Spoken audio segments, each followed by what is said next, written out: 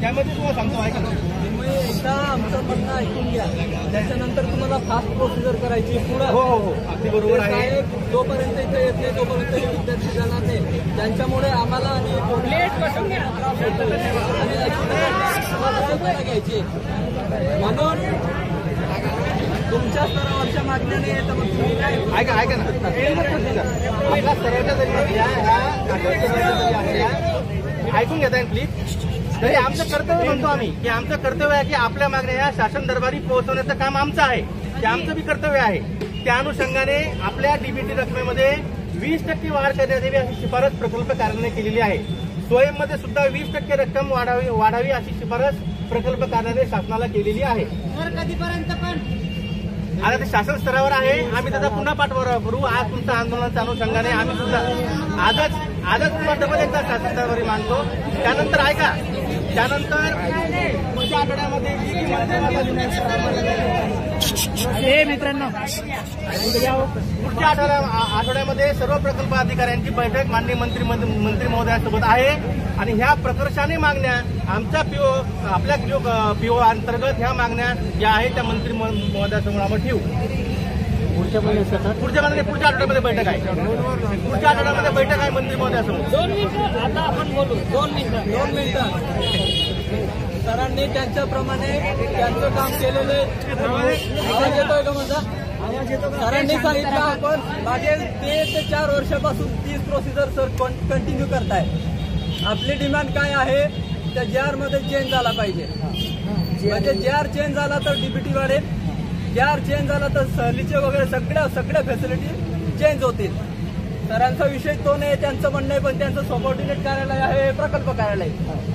मंत्र्याचा विषय आहे म्हणून आपण मंत्रालयात जाऊ शकत नाही, हे सरांना माहिती आहे, सगळ्या प्रशासनाला माहिती आहे, आपल्याला पण माहिती आहे. आपलं आंदोलन इथंच राहील.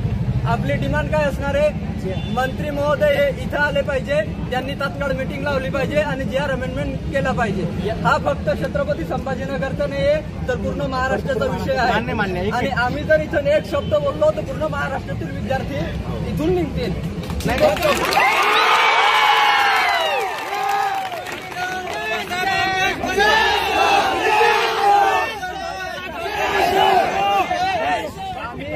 आम्ही स्वतः स्टॉप केलेलं आहे. पुणे असेल, जळगाव असेल, होत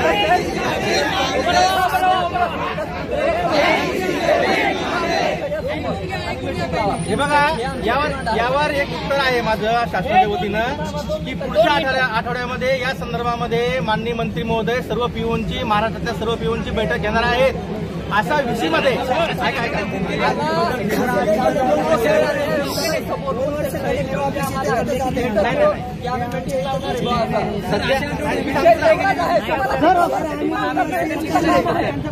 शासनाच्या वतीने मी सांगतो तुम्हाला, आम्ही सांगतो ना शासनाच्या वतीने, आम्ही सांगतो ना शासनाच्या वतीने सहकार्य करा प्रशासनाला.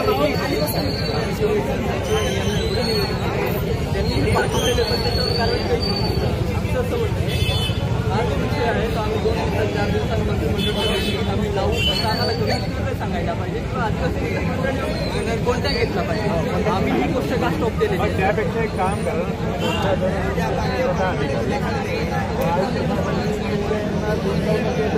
3 दिवस आता आपल्या मुलांच्या सुरू आहे नागपूरला, तर 5, 6, 7ला महोदय 5, 6, 7ला आयुक्त महोदय हे नागपूरला असणार आहे 3 दिवस. तर घ्यायचं तर म्हणा त्याच्या शिष्टमंडळ घेऊन आम्ही जाऊ, काही प्रॉब्लेम नाही. सांगायला नको उपायुक्त आले, मॅडम आले, विद्यार्थी असं काहीच प्रोसिजर यांनी केली नाही. सहज दुर्लक्ष करणं हे आमच्या आदिवासी विभागाच्या आदिवासी विद्यार्थ्यांचा 2 आंदोलन केले आपण इथं. ऑलरेडी मंत्री महोदय यांच्याशी बोललेले आहे, त्यांनी आश्वासन दिलेलं आहे की आम्ही त्यांना 2014 पासून वाढ झाली नाही तरी आम्ही 2014 पासून, पण यावेळेस नक्की वाढ होईल सांगितले आणि मी स्वतः त्यासोबत होतो. 2 मिनिटं झालं आयुक्तांशी बोललो तर मंत्री महोदय सर आता मंत्री महोदय जर लेखी देऊ शकत नसतील तर त्यांच्या वतीने आम्ही येऊ शकता ना सर, आमचं तेच म्हणणं आहे. मंत्री महोदय येऊ शकता. तुम्ही काय केलंय? कसं येणार आहे? तू अरे का विचार करत नाही? नागपूरला असलेला माणूस कसा तुम्ही आश्वासन दिलं ना. एक मिनिट ते नाही म्हणले नाही साहेब, आश्वासन दिलं ना. महोदय जर आश्वासन देत आहे तर काही काळ हे बघा, शासन म्हणजे कोण शेवटी मंत्रिमंडळातच त्यांना पुटअप करावं लागणार आहे. ते तिथेच त्यांना मंजूर करून घ्यावं लागतं. धोरणात्मक निर्णय येत नाही. धोरणात्मक निर्णय येतो. स्वतः एक ते आदिवासी विकास मंत्री बोलले म्हणजे होत नाही. त्यांना तो मंडळात प्रस्ताव ठेवावा लागेल ना. सर आम्हाला फोनवर आश्वासन दिलं विश्वास नाही. सर ते लेखी आहे, 2दा आंदोलन काढलं होतं. की तुमची डीबीटी बंद करून आणि त्याचं आश्वासन ते नमूद करून देत आहेत ना. म्हणले की आश्वासन दिलं मंत्र्याचं माझी मी पुन्हा येईल आणि हे बघा, आदिवासी विकास मंत्री आहेत ना. आदिवासी विकास मंत्री आहेत ना. ज्या खात्यासाठी जे मंत्री आहेत ते तेवढे जर तुमच्याशी बोलतात, दुसऱ्या खात्याचे मंत्री माझी विनंती द्या.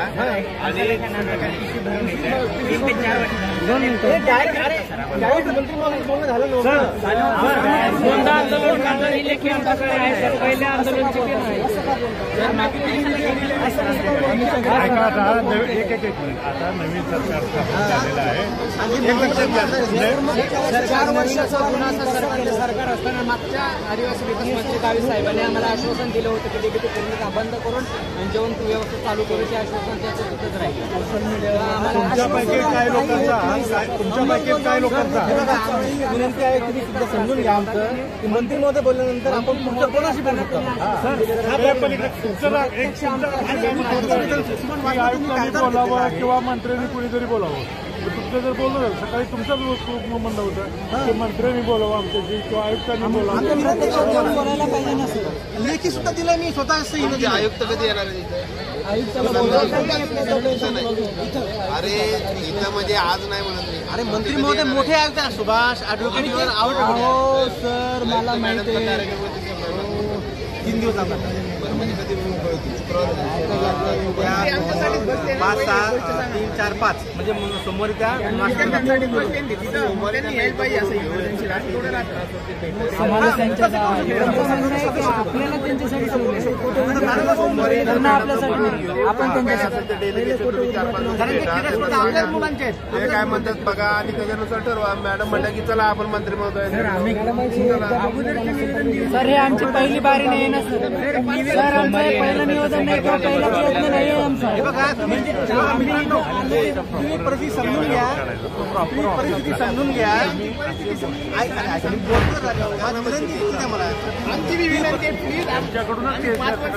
सर हे आमचं पहिल्यांदा नाही आलेलं आहे सर इथं. अरे मित्रांनो बघा, मी तुमच्या वयातनं तुमच्या ह्याच्यातनं गेलोय. त्रास तुम्हाला आहे, मान्य आहे.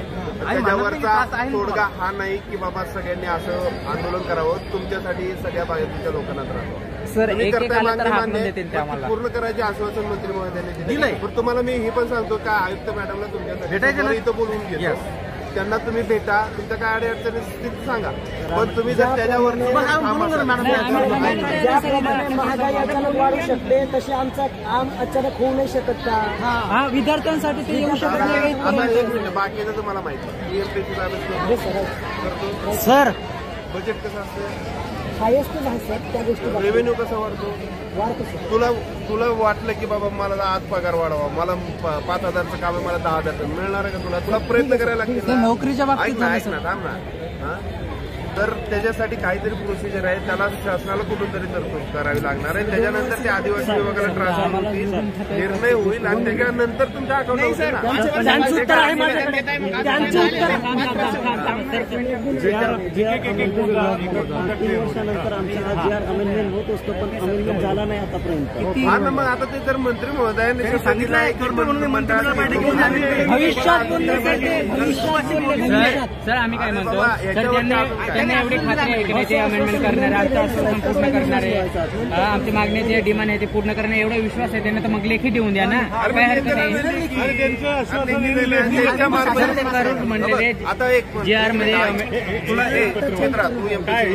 आता तुला जर शासनाचं जर DG तू म्हणला की आमचे डायरेक्टर जनरल आहे त्यांनी इथं यावं, त्याच्या नावानं जर आदिवासी विकास मंत्री म्हणले बाबा इथं ते नाही म्हणून तर आपल्या डिपार्टमेंटमध्ये जर कधी एखाद्याचा पगार अटकला, फक्त ऐकायचं पगार अटकला, ठीक आहे, तर पगार अटकताना आपल्याला किती महिन्यापर्यंत पगार अटकू शकतो? आणि रिस्पॉन्स किती दिवस तर